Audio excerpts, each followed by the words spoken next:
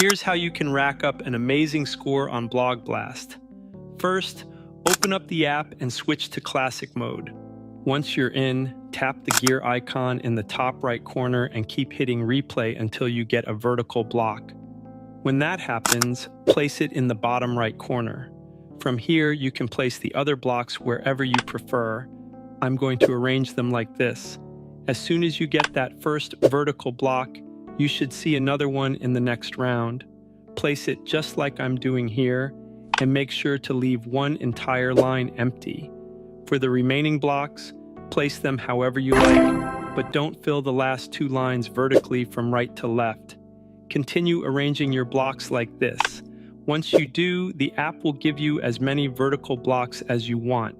So repeat this process, and after placing one vertical block, just keep pasting and filling in the rest. Great! You'll keep getting more vertical blocks, and it'll keep repeating the process. I hope this helps. Don't forget to like and subscribe, and I'll catch you next time.